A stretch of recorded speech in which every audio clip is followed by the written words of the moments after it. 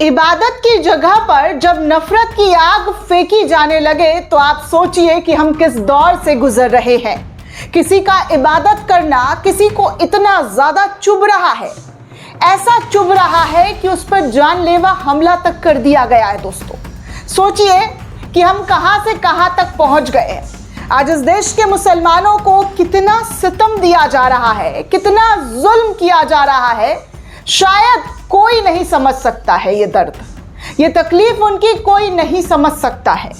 अब देखिए ना, हरियाणा जहां पर भाजपा का ही शासन है, डबल इंजन की सरकार है, और इसी हरियाणा में रमजान के पाक महीने में कुछ लोगों के जरिए ऐसा मस्जिद में भयानक तरीके का उत्पात मचाया गया है जिसे सुनकर आपकी रूह कांप जाएगी, आपका दिल दहल जाएगा कि आखिर हम कहां जाएं, कहां क्या करें, कौन सी जगह इस देश के मुसलमानों के लिए सुरक्षित है, किस जगह पर वो इबादत करें।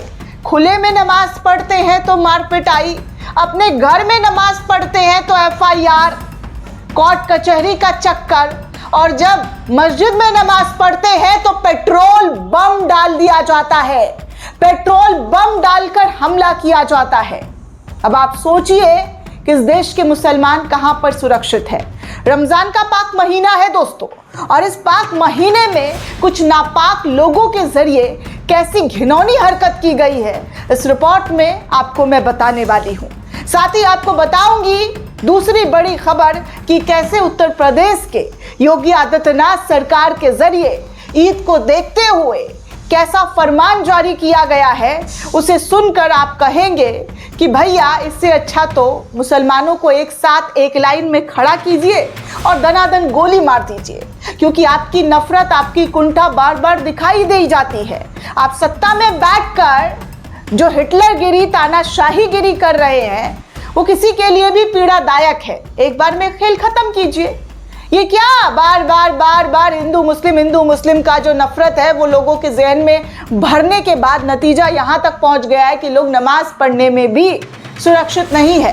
इत्तेकाफ में बैठे हुए हैं तो उनको पेट्रोल बम से हमला किया जा रहा है। वहीं तीसरी बड़ी खबर आपको बताऊंगी कि कोर्ट, जी हाँ, अब इस देश के न्यायालय में जो इंसाफ देखने को मिल रही है वो काबिल तारीफ है, क्योंकि रमज़ान के महीने में योगी आदित्यनाथ के द्वारा, उनकी सरकार के द्वारा, उनके प्रशासन के द्वारा जो फरमान जारी किया था, उस फरमान को कोर्ट ने, जी हाँ, कोर्ट ने फटकार लगाते हुए योगी आदित्यनाथ को 440 वॉट का झटका दिया है। तो चलिए सबसे पहले आपको हरियाणा के इस खबर से रूबरू कराती हूँ, जिसे देखकर सुनकर मेरा भी कलेजा दहल गया कि आखिर लोग जाए तो जाए कहाँ, करे तो करे क्या करे, क्योंकि जिस तरीके के हालात भाजपा शासित राज्यों में देखने को मिल रहा है वो बड़ा डरावना है और ख़तरनाक है।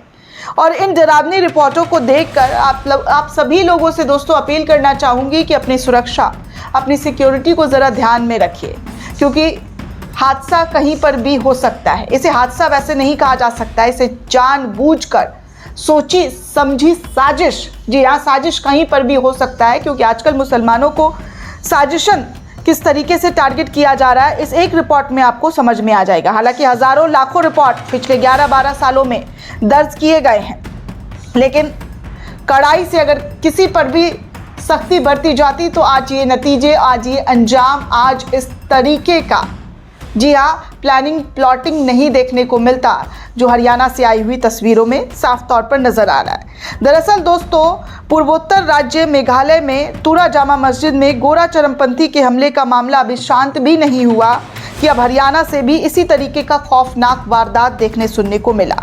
हरियाणा के पलवल जिले में देर रात कुछ अज्ञात लोगों ने एक मस्जिद में आग लगाने की कोशिश की। इस घटना के बाद इलाके में जबरदस्त तरीके का तनाव फैल गया। दरअसल पलवल में जिस असामाजिक तत्वों ने आग लगाई दोस्तों, उस समय लोग जो है, मुस्लिम समुदाय के लोग अंदर बैठकर इबादत कर रहे थे।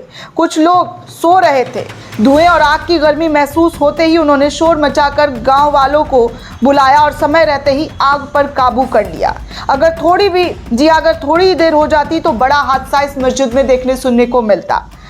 आप सोचिए कि अचानक से जब इंसान को कुछ ऐसी चीज़ें, गर्माहट, आग की लपटें दिखाई देने लगे तो कितना ज़्यादा पैनिक हो जाता है सिचुएशन। कितना ज़्यादा लोगों के मन में डर खौफ देखने सुनने को मिल जाता है।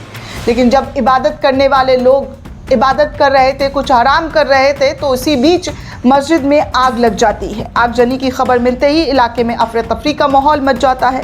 एहतिकाफ में बैठे लोगों को जलाने की कोशिश करने की बात जो है वो कही जा रही है कि यहाँ पर जो कुछ लोग एहतिकाफ में बैठे हुए थे उनको मारने की, उनको जलाने की कोशिश की गई। ये घटना पलवल ज़िले के सदर थाना क्षेत्र टिकरी ब्राह्मण गांव की है। जानकारी के मुताबिक आपको बता दूं कि 10 से 11 मार्च के दरमियान रात करीब 1:30 बजे कुछ लोगों ने मस्जिद की खिड़की तोड़कर अंदर पेट्रोल डाल दिया और आग लगा दी। उस समय मस्जिद के अंदर इमाम जुबैर और 4 लोग मौजूद थे। जो रमज़ान के आखिरी 10 दिनों में आप सभी को पता होगा, अगर आप इस्लाम को मानने वाले हैं और जो नहीं भी मानने वाले हैं, जो अगर अपने मुस्लिम दोस्तों के साथ, भाइयों के साथ उठते बैठते हैं, तो रमज़ान के आखिर के 10 दिनों में इत्तिकाफ़ जो है दोस्तों ख़ास तौर पर खुदा की इबादत की जाती है, जिसके लिए वो मस्जिद में ही ठहरते हैं। वहीं पर सारा इंतज़ामात किया जाता है। घर से खाना जिनके लोग बैठे रहते हैं वहाँ पहुँचाया जाता है, या फिर मस्जिद से जो भी इंतज़ाम होता है वो किया जाता है। तो 10 दिन जब ईद की चांद रात, जब ईद का चांद नज़र आता है, तब ये इत्तिकाफ़ ख़त्म होता है। तो ऐसे में यहाँ पर इत्तिकाफ़ में लोग ठहरे हुए थे और उन्हीं पर इस तरीके का हमला जो है अज्ञात लोगों के ज़रिए किया गया है। हालांकि दोस्तों आपको बता दूं कि इस पूरे हमले को लेकर जो मास्टरमाइंड है, अभी तक कोई जानकारी सामने नहीं आई है। पुलिस जांच में जुटी हुई है। पलवल के पुलिस अधीक्षक वरुण सिंगला ने इस बात की पुष्टि करते हुए बताया है कि आरोपियों की गिरफ्तारी कई धाराओं में दर्ज कर ली गई है और मामले की गहन जांच करके इस पूरे मामले में तफसील से जो है पूरी कोशिश की जाएगी कि जो आरोपी हैं उनके खिलाफ सख्त से सख्त कार्रवाई शुरू की जाए। लेकिन मेरा सवाल है कि ऐसी कार्रवाई करके, ऐसी बहुत बार कार्रवाई हुई है, लेकिन क्या फ़ायदा हुआ है? नफ़रत रुक गया है, हिंसात्मक घटनाएं रुक गई हैं, मुसलमानों पर अत्याचार रुक गया है, क्या हुआ है? कुछ ऐसी चीज़ें बताइए कि पिछले 12 सालों में ऐसी कुछ तब्दीलियां आई हो जिसमें मुसलमान अपने ही देश में खुद को असुरक्षित जो समझ रहे वो खुद को सुरक्षित समझने लगे। हमारे प्रधानमंत्री बोलते नहीं हैं, मुसलमानों को लेकर एक शब्द उनके मुंह से नहीं निकलता है। हाँ, चुनाव आता है तो घुसपैठियों की याद ज़रूर आ जाती है। वैसे ही हमारे गृह मंत्री हैं, मुस्लिम समुदाय को लेकर बहुत कम उनके मुंह से भी देखने सुनने को मिला है, लेकिन चुनाव में घुसपैठियों का जिक्र करते हैं कि घुसपैठिया आ जाएंगे, आपका हक, आपकी ज़मीन, आपका सब कुछ छीन लेंगे। लेकिन दोस्तों आप सोचिए कि क्या और किस तरीके की चीज़ें भाजपा के शासन में देखने को मिल रही है। ये लगातार बढ़ रही है। इस पर लगाम लगाने की जगह ऐसे लोगों को जब खुला छोड़ दिया जाता है तो अंजाम और नतीजे ऐसे ही निकल कर सामने आ रहे हैं। अब सोचिए कि रमज़ान में जो ये खतरनाक तरीके की जो कोशिश की गई वो कितना भयानक था, कितना ज़्यादा डरावना था। अगर किसी को कुछ हो जाता, कोई अनहोनी हो जाती, किसी के परिवार के सदस्य को कुछ हो जाता, तो क्या उनके परिवार को ये जांच पड़ताल करके वापस ला दिया जाता? अगर जब हम जड़ को ही, जड़ जहाँ से नफरत की फैल रही है उसको लगाम नहीं लगाएंगे तो ऐसी घटनाएं तो आम हो चली है, आए दिन देखने सुनने को मिल रही है। अब जब आप सोचिए कि एक राज्य के मुख्यमंत्री, उनकी सरकार क्या कह रही है कि अगर आप ईद पर नमाज पढ़ेंगे तो आपके एफआईआर, अगर सड़कों पर ईद पर नमाज पढ़ते हैं तो आप पर एफआईआर दर्ज होगा, आपके पासपोर्ट को जब्त कर लिया जाएगा। कभी आपने कांवड़ यात्रा के दौरान इस तरीके का स्टेटमेंट सुना है कि अगर किसी ने सड़क पर उत्पात मचाया, बहुत सारे तथाकथित लोगों की वीडियो आए हैं जहां पर उत्पात मचाया गया है, कांवड़ियों पर पुष्प वर्षा, लेकिन नमाजियों पर एफआईआर। अब आप सोचिए कि इस देश की सरकार कैसी और किस तरीके का दोहरा रवैया, दोहरा मापदंड इनको देखने को मिलती है। 5 मिनट की नमाज से इनको इतनी तकलीफ है कि एफआईआर और पासपोर्ट रद्द करने की अपील कर दी है। दरअसल दोस्तों मेरठ पुलिस प्रशासन ने आगामी ईद और अलविदा जुमा की सुरक्षा की व्यवस्था को लेकर ईदगाह कमेटी और मुस्लिम समुदाय और धर्मगुरु के साथ महत्वपूर्ण बैठक की है। इस दौरान एसएसपी अविनाश पांडे ने निर्देश दिया है कि ईद की नमाज किसी भी हाल में सार्वजनिक सड़क पर अदा नहीं की जाएगी। उन्होंने कहा है कि कानून व्यवस्था में खलल डालने का प्रयास करने वाले शरारती तत्वों के खिलाफ पासपोर्ट जब्ती और सख्त मुकदमेबाजी जैसी कड़ी कानूनी कार्रवाई की जाएगी। फिलहाल शहर की 544 मस्जिदों और 140 ईदगाहों की सुरक्षा के लिए पीएसी और पैरामिलिट्री फोर्सेस की तैनातगी की गई है। ड्रोन कैमरा के लिए 112 की गाड़ियों के जरिए चप्पे चप्पे पर पुलिस की पैनी नज़र रहेगी। शरारती तत्वों के साथ सख्ती से निपटा जाएगा। इस तरीके की कोशिश जो है उत्तर प्रदेश पुलिस के जरिए की गई है। अब आप सोचिए कि सिर्फ नमाज पढ़ने पर ही इनको तकलीफ है, बाकी और भी धर्म के लोग अपनी धार्मिक आस्था के तहत काम करते ही रहते हैं। सड़कों पर भी होता है दोस्तों, ऐसा नहीं है कि दूसरे धर्म के लोग सड़क पर बैठकर कुछ नहीं करते हैं। आपको भी पता है कि क्या होता है क्या नहीं होता है, लेकिन एक देश में अलग अलग तरीके का नियम कानून जो है भाजपा सरकार के ज़रिए लागू कर दिया गया है। वहीं चलिए आपको एक और तीसरी जो आखिरी खबर है वो बता दूं कि योगी सरकार को 440 वॉट का झटका जो है उत्तर प्रदेश की कोर्ट के ज़रिए, इलाहाबाद हाई कोर्ट के ज़रिए दिया गया है। दरअसल दोस्तों खबर ये है निकलकर सामने आ रही है, जहां पर बताया जा रहा है कि इलाहाबाद हाई कोर्ट ने बीजेपी शासित उत्तर प्रदेश के संबल जिले में एक मस्जिद में नमाज अदा करने वाली संख्या सीमित करने के फैसले को खारिज कर दिया है। जस्टिस अतुल श्रीधरन और जस्टिस सिद्धांत नंदन की बेंच ने इस मामले पर सख्त टिप्पणी करते हुए कहा कि यदि स्थानीय प्रशासन कानून व्यवस्था बनाए रखने में असमर्थ है तो एसपी और जिला कलेक्टर को इस्तीफा दे देना चाहिए या संबल से ट्रांसफर मांग लेना चाहिए कि भैया हम कानून व्यवस्था को नहीं बना सकते हैं। लाइव लॉ के मुताबिक बात करूं दोस्तों तो 14 मार्च यानी कि आज ये फैसला 27 फरवरी को पारित आदेश में आया है, जिसमें कोर्ट ने साफ साफ अल्फाजों में कहा है कि कर्तव्य है कि हर समुदाय के निर्धारित पूजा स्थल को शांतिपूर्ण तरीके से इबादत करने के अधिकार को सुनिश्चित किया जाए। यदि पूजा स्थल निजी संपत्ति है, जैसे कि पहले कोर्ट द्वारा फैसला दिया जा चुका है, तो राज्य से किसी की अनुमति लेने की आवश्यकता नहीं है। ये फैसला मीडिया में शनिवार को 14 मार्च को दोस्तों यानी कि आज सामने आया है। आपको बता दूं दोस्तों कि संबल जिला गाटा नंबर 291 पर स्थित एक मस्जिद में रमज़ान के दौरान नमाज अदायगी करने वालों की संख्या को प्रशासन ने केवल 20 तक ही सीमित कर दिया था। याचिकाकर्ता मुनाजिर खान ने आरोप लगाया कि प्रशासन मुसलमानों को मस्जिद में नमाज पढ़ने से रोक रही है, जिसमें उनके धार्मिक अधिकारों का हनन हो रहा है। याचिका में यह भी कहा गया है कि कानून व्यवस्था के नाम पर इस तरीके की पाबंदी लगाना पूरी तरीके से गैर कानूनी है, असंवैधानिक है।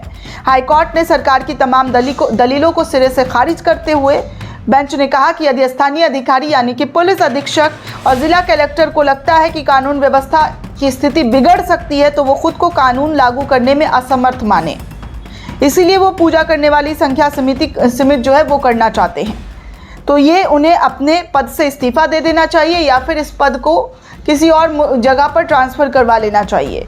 अदालत ने कहा कि राज्य का ये कर्तव्य होता है कि हर समुदाय के जो तय पूजा स्थल है वहाँ पर शांतिपूर्वक इबादत हो और इबादत करने का हर किसी को मौका मिले। यदि ये निजी संपत्ति है, जैसा कि पहले कोर्ट द्वारा तय किया गया, पहले ही बताया जा चुका है, फैसला दिया जा चुका है कि कोई अपनी निजी संपत्ति पर नमाज पढ़ सकता है और किसी से भी किसी को इजाज़त लेने की ज़रूरत नहीं है। अदालत ने साफ साफ अल्फाजों में कहा है कि कानून व्यवस्था बनाए रखना राज्य पुलिस की जिम्मेदारी है, ना कि धार्मिक स्वतंत्रता को सीमित करने का बहाना। यदि अधिकारी इस जिम्मेदारी को निभाने में नाकाम हो तो वो इस्तीफा दे दे या ट्रांसफर ले ले। धार्मिक स्थलों पर पूजा अर्चना का अधिकार संवैधानिक और बिना किसी ठोस आधार के प्रतिबंध नहीं लगाया जा सकता है। अब आप सोच सकते हैं दोस्तों कि कोर्ट के जरिए कितनी अच्छी बातें जो है इस वक्त कही गई है, जहां पर साफ तौर पर निर्देश दिया गया है कि आप इस तरीके से किसी को इबादत करने से रोक नहीं सकते हैं।